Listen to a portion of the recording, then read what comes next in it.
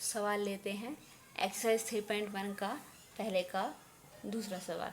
प्रतिस्थापन विधि से हल कीजिए। दो समीकरण दे रखे हैं, समीकरण 1 मान लेंगे, समीकरण 2 मान लेंगे। ठीक है, ये पहली समीकरण है s minus t equal to 3 और दूसरी समीकरण है s upon 3 plus t upon 2 equal to 6। ठीक है, अब प्रतिस्थापन विधि में क्या करते हैं, क्या बताया गया था कि हमने बताया था x का मान y के पदों में, कब, जब x और y चर थे। अब यहाँ पे चर राशियाँ क्या हैं, s और t। x की जगह s आ गया, y की जगह t आ गया है, तो s और t चर राशियाँ हैं यहाँ पर।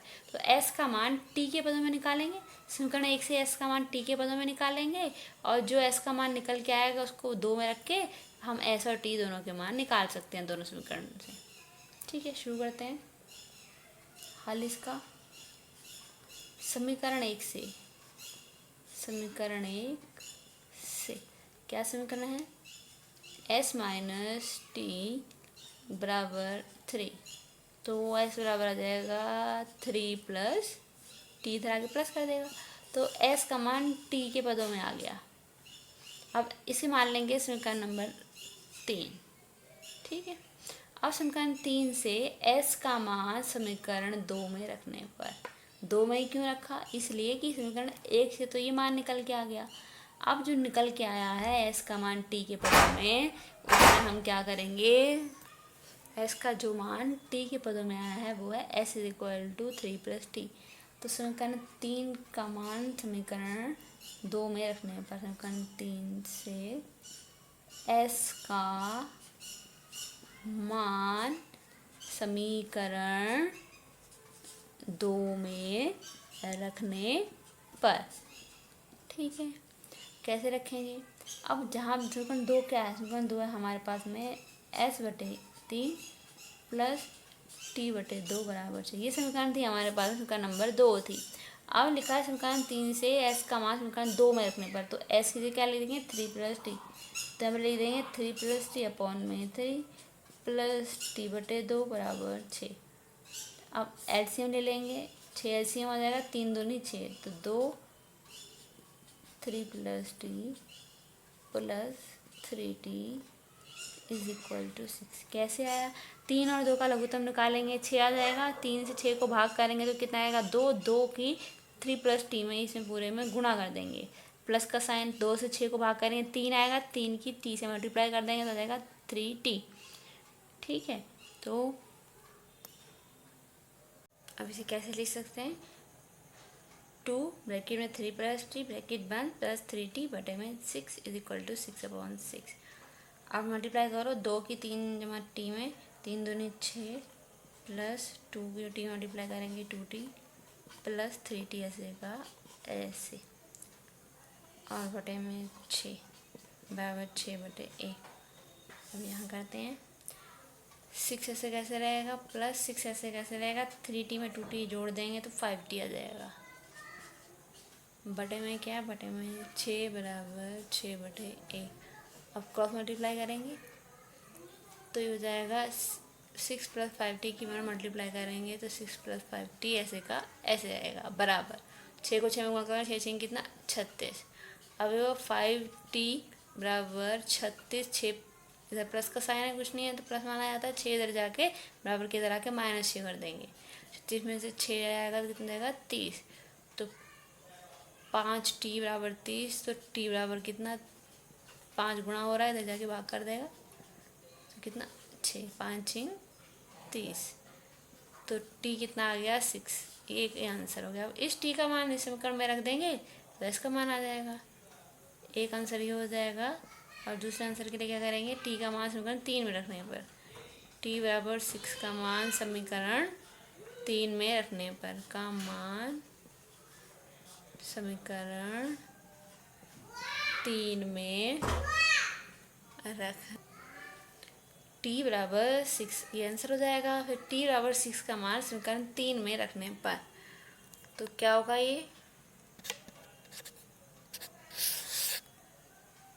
समीकरण 3 क्या है, चूंकि समीकरण 3 है s minus 3 plus T, 3 plus T की जगह 6 रख देंगे, तो एस कितना आ जाएगा, 6 और 3 9, एक आंसर ही हो गया। तो टी आ गया और एस का मान आ गया। सवाल लेते हैं एक्सरसाइज 3.1 का दूसरा सवाल है 2x + 3y = 11 और 2x - 4y = 24 को हल कीजिए। एक्सरसाइज 3.1 का दूसरा सवाल लेते हैं 2x + 3y = 11 और 2x - 4y = 24 को हल कीजिए और इससे m का वह मान ज्ञात कीजिए जिसके लिए y = mx + 3 हो। तो हमें m का मान ज्ञात करना है। तो m का मान ज्ञात करने के लिए क्या करना पड़ेगा, हमें y और इसके मान ज्ञात करने पड़ेंगे। वो कैसे निकलेंगे, वो इन दोनों समीकरणों से निकलेंगे। अब इसमें मेन बात ये ध्यान देने की है कि जब ये दो समीकरण दे रखी हैं तो हम इसे अभी, क्योंकि हम प्रतिस्थापन विधि समझा रहे हैं तो इसलिए हम प्रतिस्थापन विधि का यूज़ करते हुए इसको हल करेंगे, ठीक है। लेकिन बाई चांस मान लीजिए सवाल आपको एग्जाम में आता है तो क्या करना है, आपको क्या करना रहेगा कि आप इन दोनों समीकरणों को किसी भी एक विधि से हल कर सकते हैं। जरूरी नहीं है कि वो प्रतिस्थापन ही विधि ही हो, आप विलोपन विधि से या फिर बज्रगुणन विधि से या फिर प्रतिस्थापन विधि से, इन तीनों विधियों में से किसी भी एक विधि से आप x और y के मान ज्ञात कर सकते हैं। और वो जो x और y का मान ज्ञात करके आएगा वो यहाँ पे रख देंगे तो m का मान निकल आएगा, ठीक है। तो लेकिन अब हम क्योंकि प्रतिस्थापन विधि समझा रहे हैं आपको और वही लेसन में चल भी रहा है तो हम पहले आपको प्रतिस्थापन विधि से ही इसे हल करना सिखाएंगे। तो कैसे करेंगे, वही प्रोसेस है। समीकरण 1 दे रखी है, समीकरण 2 दे रखी है। समीकरण 2 से हम x का मान निकालेंगे और उस x के मान को समीकरण 1 में रख के y का मान निकल जाएगा, ठीक है। अब चूंकि समीकरण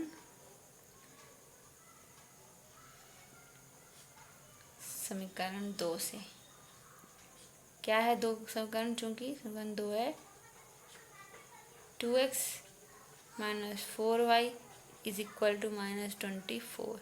तो 2x नहीं रखेंगे, बराबर माइनस का 24 ऐसे ही रहेगा, ये पूरा इधर आ जाएगा प्लस में, +4y हो जाएगा।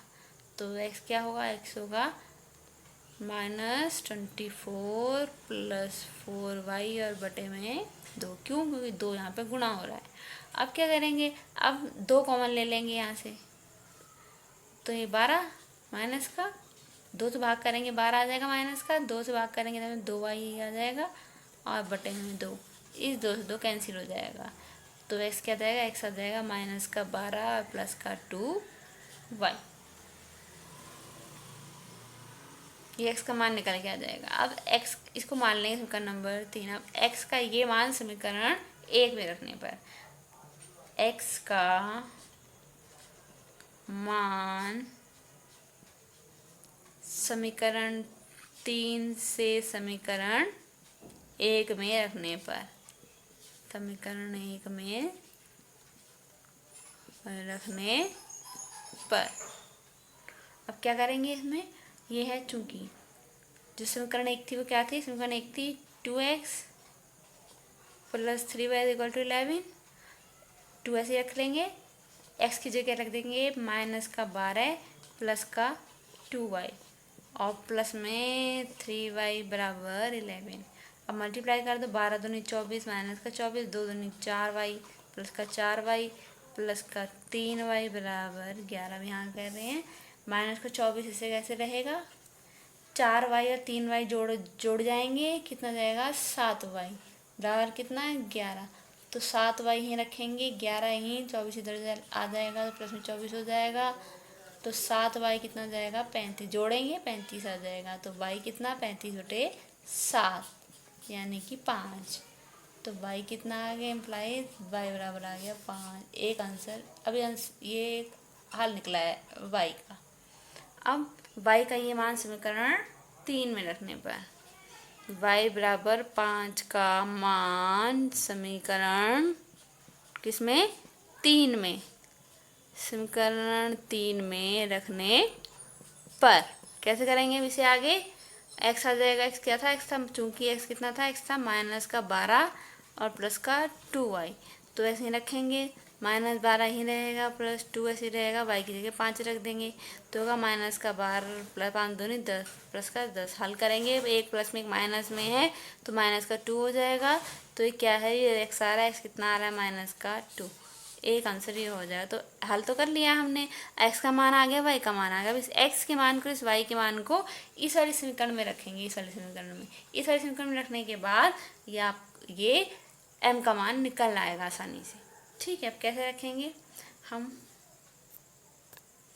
अब y का मान कितना आ गया है 5 और x का मान कितना है -2।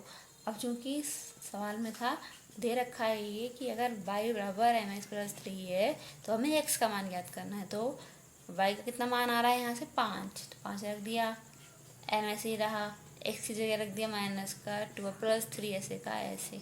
अब -2m हो जाएगा, -2 के m मल्टीप्लाई करेंगे तो -2m +3 5, तो 5 = -2m+3 आ गया। अब 3 आ जाएगा तो 5 - 3 हो जाएगा -2m। सॉल्व करेंगे, 5 में 3 जाएगा, 2 प्लस का -2m, 2 से 2 कट जाएगा, तो यह जाएगा 1 = -m।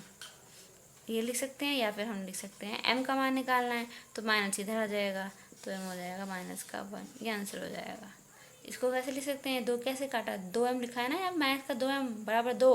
अब ये गुणा कर रहा है, इधर आएगा तो भाग हो जाएगा। इसको हम ऐसे लिख सकते हैं, या ऐसे करके लिख सकते थे हम, 2 = -2m है, तो 2/2 = -m, तब काटा गया। तो या तो ये स्टेप लिख लेंगे आप, ये वाली, या फिर आप ये स्टेप लिख लेंगे।